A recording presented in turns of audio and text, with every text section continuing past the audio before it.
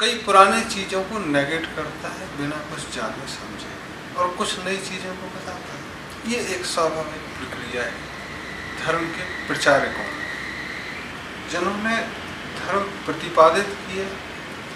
उनके दिल दिमाग में ऐसी कोई बात रहती नहीं, क्योंकि वो जनता की भलाई के लिए चीज़ें बताते हैं कि चीज़ें पुरानी व्यवस्थाओं में कुछ गड़बड़ी हो गई है, अब आगे चलो। तो जो अच्छा है वो स्वीकारो और जो खराब है वो नकारो। जितने भी साधु संत या जो भी प्रवर्तक हैं, ऐसा स्वभाव होता है कि जैसे सूप है, सार सार को ले लिया और थोथा दे उड़ाए।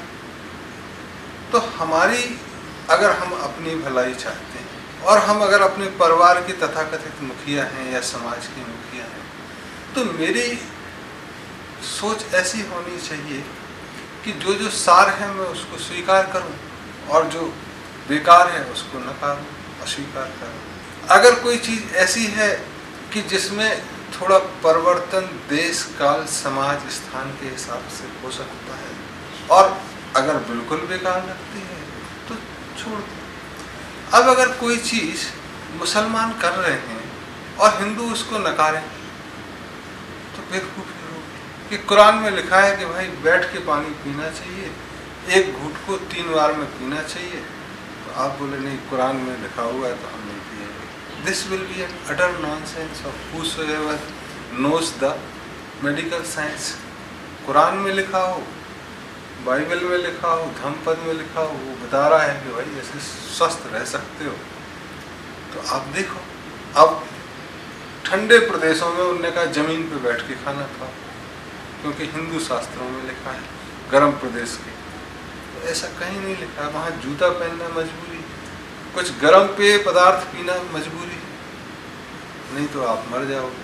अब कोई भारत और ब्राज़ील में जाए और वो खड़े होके जूते पहन के खाना खाए तो लोग कहेंगे इसको अकल नहीं है, बदतमीज आदमी है, खाना तो बैठ के खाया जाता पैर धो के।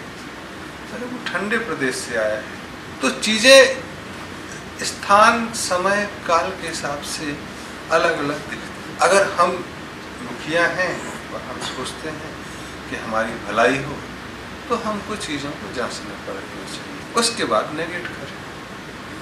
कोई चीज़ सीधे सीधे नेगेट करना बहुत आसान है। जैसे टीवी आया, तो टीवी भाई पहले था ही नहीं, नया डेवलपमेंट है।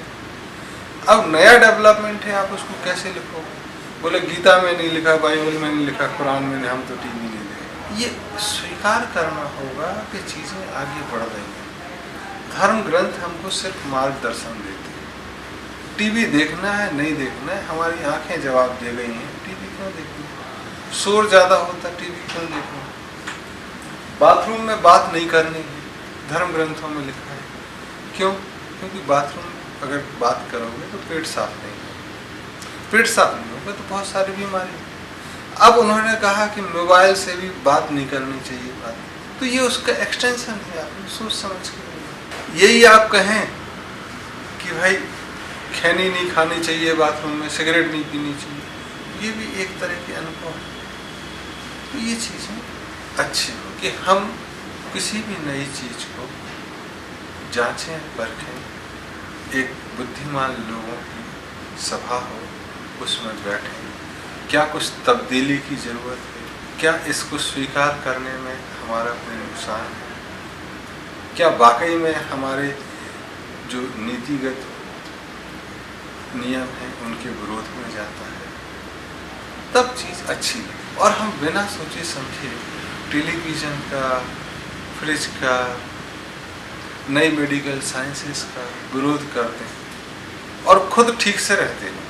खुद गर्मी में रोज़ चिल्लाते हैं गर्मी है, खुद देखते हो कि कोई मनोरंजन की चीज़ है, खुद सोचते हो कि यार कुछ मेडिकल साइंस ठीक होती तो मैं इलाज करा, तो हमारा कथन हमारे ही बच्चे नकार देंगे और नहीं नकारने की सामर्थ्य होगी। तो दो चीज़ें दर्शाता है कि हमने अपने समाज को बहुत पिछड़ा कर रखा है। तो जो मुखिया हैं वो बेवकूफ़ हैं और अपने समाज को पिछड़ा रखे, और नीचे इतना ऑपरेसिव कर रखा कि वो हमारे विरोध में आवाज़ नहीं उठा रहे, जानते हुए कि बापू गलत बोल रहा है और बच्चे नहीं बोल रहे हैं। मतलब या तो डरा धरमा के रखा है या वो भी बेवकूफ़ हो गया कि जो बापू बोल रहा वही सही है। और बापू ना कभी टीवी देखता है ना बाजार जाता, क्यों? क्योंकि बापू को दिखाई नहीं देता, उसको देख के करना क्या है। तो ये चीज़ें अपने ही घर को पिछड़ा रखने के काम होती है, और ऐसे लोग मुखिया होने की पात्रता। अब रहा सवाल योग का। योग मतलब जोड़ना, जैसे हमने पूर्व में कई बार कहा, किसी भी धर्म ग्रंथ में जोड़ने की मनाही नहीं। आप कैसे पढ़ते हैं, कैसे बैठते हैं, कैसे चीज़ें अगर जोड़े तो अच्छा है। जिसको जोड़ की जरूरत नहीं है, जो जुड़ा हुआ ही है, वह पूजनीय है। तो ऐसे पूजनीय सर्व योगी दुनिया में बिरले ही हो सकते, वह अकेले खड़े हैं। अगर कोई अकेला खड़े होने में समर्थ है तो मेरा उसको प्रणाम। सेज एक पैगंबर ही खड़ा हुआ है, बाकी ड्रामा करते हैं, एक जगह कुछ बोलेंगे, दूसरी जगह कुछ। वैसे लोगों का कालांतर में देखोगे तो ऐसे लोग समाप्त हुए, की बातें नहीं सुनेंगे।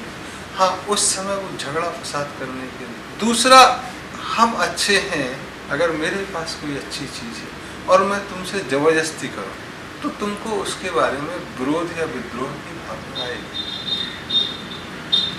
तो माहौल ऐसा होना चाहिए कि दूसरा अपने आप एक्सेप्ट करे, अपने हिसाब से मॉडिफाई करे।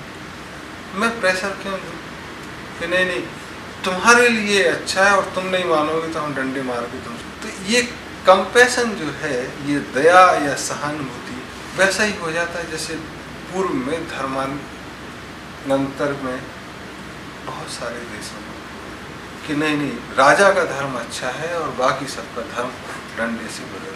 तो ये ऑपरेशन एनवायरनमेंट क्रिएट करता है और उसको इंडिकेट करता है, ये अच्छी चीज़ को भी खराब में तब्दील करता है। रहा सवाल की ध्वनियों का, हम पूर्व में ये बताया कि सभी धर्मों में ऐसी ध्वनियाँ हैं जो आ ओ माँ की ध्वनि को, तो उससे पूरे शरीर में स्पंदन होता है, वाइब्रेट होता है। ऐसी ध्वनियाँ जो भी निकाल आ ओ माँ की आती है लगभग।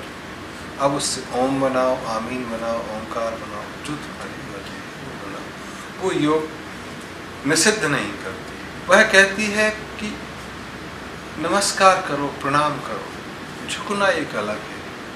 अगर कोई मुसलमान ये कहता है कि ला इलाहा इल्लल्लाह, उस एक के अलावा किसी के सामने सजदा करने की जरूरत नहीं है। तो नमस्कार और सजदा में अंतर है। और आपको अगर ठीक नहीं लगता है, आप समझें, तो सोलर पोजीशन है, पोस्चर। जैन फोंडा ने इस पर बहुत अच्छा योगा किया है, और पहला उसने जो सूर्य नमस्कार हिंदी में कहते हैं, तो उसको सोलर पोस्चर बोला है। तो आप वैसा कर लें।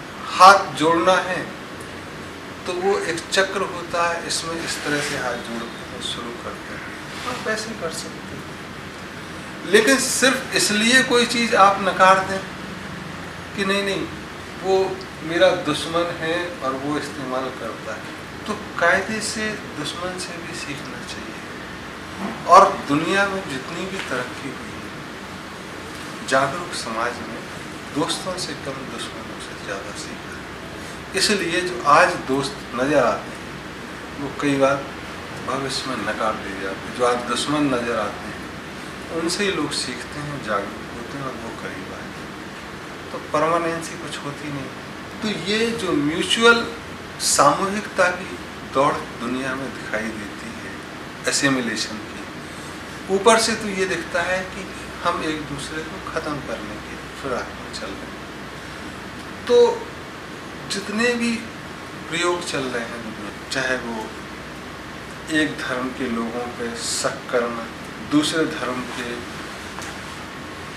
एम्बेसीज को उड़ाना, फोर्सफुल कन्वर्जन, या ऐसे इलाके में जाना जहाँ धर्म नहीं है, भुखमरी है, ये सब एक एसिमिलेशन के प्रोसेस हैं।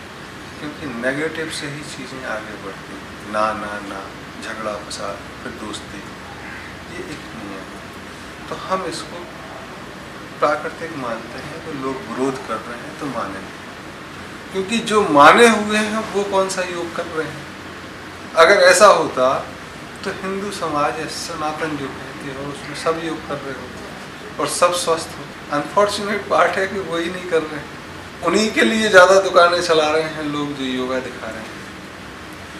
तो योग अगर दुकान पे बिकने लगे तो वो धर्म से बाहर। धर्म तो फ्री में मिलने वाली चीज़ है। धर्म का जो व्यापार है वो तो फिर धर्म रहा है। तो इस विरोध का और इस सपोर्ट का मुझे कोई लॉजिक नज़र नहीं है, सिवाय इसके कि मेरा ज्ञान मेरे धर्म के बारे में कम है, मेरे समाज की सहानुभूति के बारे में मेरा ज्ञान कम है, और दूसरे का ज्ञान तो है ही। अगर मैं एक धर्म ग्रंथ की बुराई करता हूँ तो ये दो बातें उजागर करती हैं कि उसके बारे में मेरी जानकारी कितनी है, अगर गलत है और मुझे अपने भी धर्म का नहीं पता है।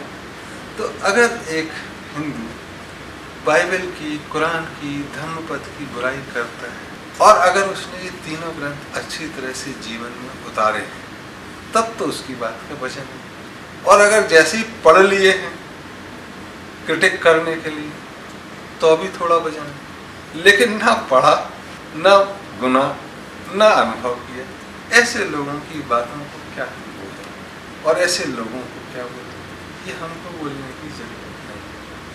तो जो स्वयंभू नेता बनने की कोशिश करते हैं किसी भी समाज की, बुराई करने के पहले सामने वाले को भी समझे,